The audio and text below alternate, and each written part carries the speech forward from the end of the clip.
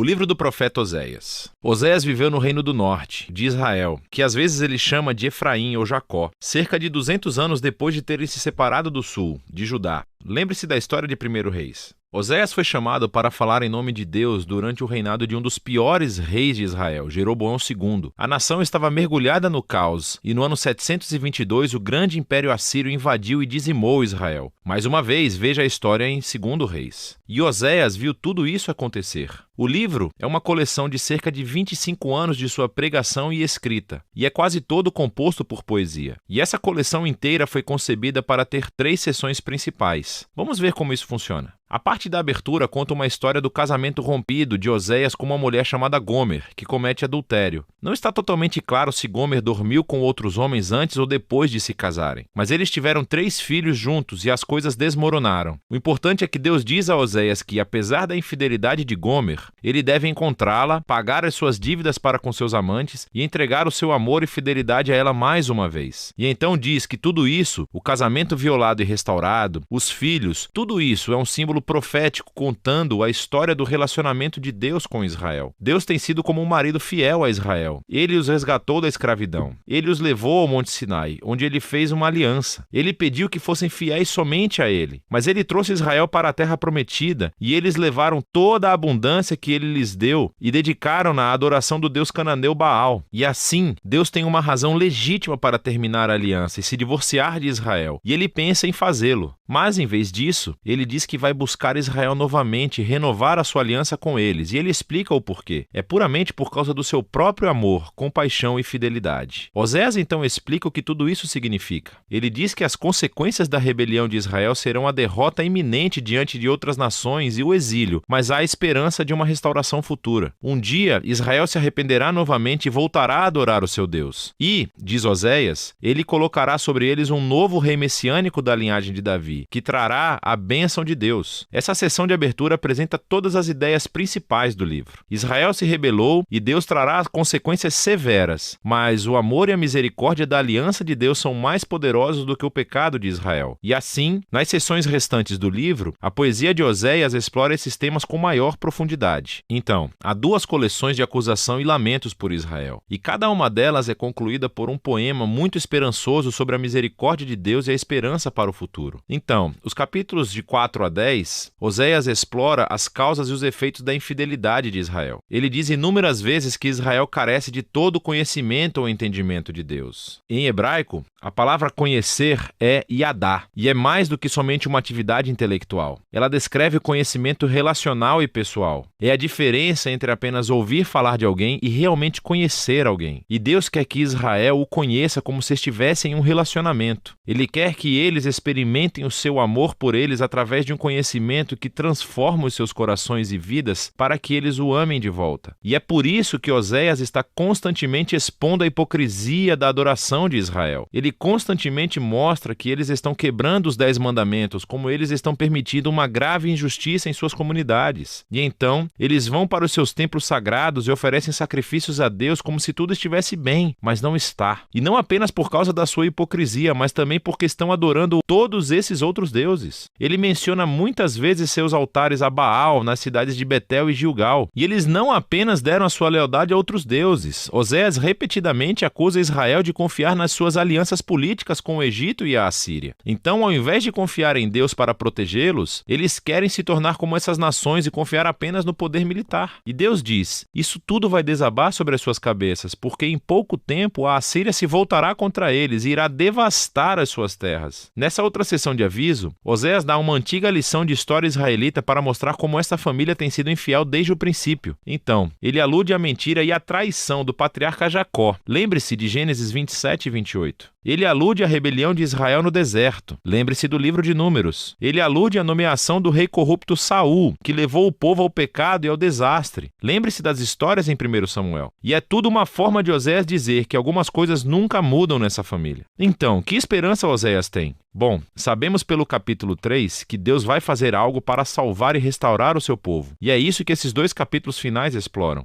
O capítulo 11 é lindo. O poema retrata Deus como um pai amoroso que criou seu filho Israel Israel e depois compartilhou tudo com ele. Mas o filho cresceu e se rebelou e se voltou contra o pai, se aproveitando da sua generosidade. E assim, nesse poema, Deus está emocionalmente dividido. Em um momento, ele está com raiva e naturalmente diz que vai trazer consequências graves. Mas no momento seguinte, ele está com o coração partido. E ele diz que é movido pela sua misericórdia e compaixão. E ele vai perdoar o filho que ama. Ele diz: como posso desistir de você, Efraim? Meu coração está agitado dentro de mim, toda a minha compaixão está desperta. E assim, embora Deus permita que Israel seja conquistado pela Assíria e enfrente as consequências, esta não é a palavra final de Deus. Ainda há esperança, e é disso que trata o último capítulo. Oséias clama a Israel para se arrepender e voltar ao seu Deus. Mas ele sabe que isso não vai durar, porque nunca aconteceu antes. E Deus diz que um dia ele curará a sua desobediência e os amará livremente. Deus continua descrevendo esse Israel novo e curado como uma árvore exuberante com raízes profundas e galhos amplos, que oferecerá sombra e frutos a todas as nações. É uma imagem da promessa de Deus a Abraão, como Israel deveria se tornar uma bênção para as nações. E a declaração de Deus, se é que isso vai acontecer, exigirá um ato da graça de Deus e poder de cura para reparar o profundo quebrantamento e egoísmo pecaminoso do coração humano, para que o povo de Deus possa receber o seu amor e amá-lo de volta. E é isso que Deus promete fazer.